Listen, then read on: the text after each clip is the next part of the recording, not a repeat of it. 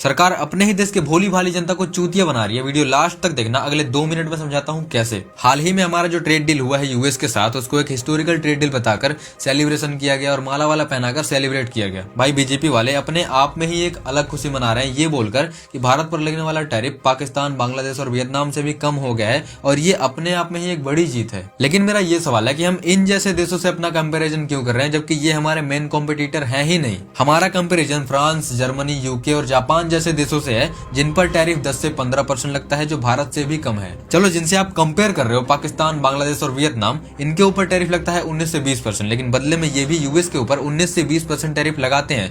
लेकिन हमारे ऊपर टैरिफ लगता है 18%। और मोदी जी ने क्या किया, हम उनके ऊपर टैरिफ नहीं लगाएंगे, 0% टैरिफ। और इन्होंने जो बोला कि अगले 5 सालों में हम यूएस से $500 बिलियन तक के प्रोडक्ट्स इंपोर्ट करेंगे। और इसी चक्कर में ये सबसे पहले क्या करेंगे कि रसिया और मिडिल ईस्ट से जो तेल हमें सस्ते में मिलता है उसको वहां से ना खरीदकर हम अमेरिका से महंगे दामों में खरीदेंगे। और अगर महंगा तेल भारत में आएगा तो डॉलर बाहर जाएगा, और जाहिर सी बात है अगर डॉलर बाहर जाएगा तो रुपए की कीमत घटेगी। सिर्फ इतना ही नहीं, इन्होंने किसानों के लिए भी कवर खोद दी है। इन्होंने कई सारे अमेरिकन एग्रीकल्चर प्रोडक्ट्स पर टैरिफ 0% कर दिया, जिससे होगा क्या कि मार्केट में एग्रीकल्चर प्रोडक्ट्स की कीमत गिरेगी और किसान की लागत उतनी ही रहेगी। उन्हें ना चाहते हुए भी कम दामों में अपने सामान को बेचना होगा। एक तरफ मोदी जी बात करते हैं किसानों की आय दुगनी करने की, वहीं दूसरी तरफ ये इनके लिए ही कवर खोद देते हैं। भाई मोदी जी की हालत इतनी खराब है कि कोई भी अगर इन्हें कुछ भी बोल देता है। अभी हाल ही में ट्रंप ने कहा है कि मैं जब चाहूं मोदी जी का पॉलिटिकल करियर खत्म कर सकता हूं, लेकिन मैं ऐसा नहीं करना चाहता। और अभी कुछ दिन पहले जिनका आप इतना स्वागत कर रहे थे, पुतिन, उसने भी बोल दिया कि अगर मोदी जी की औकात हो तो वो हमसे ऑयल लेना बंद कर दें, क्योंकि अगर वो ऐसा करते हैं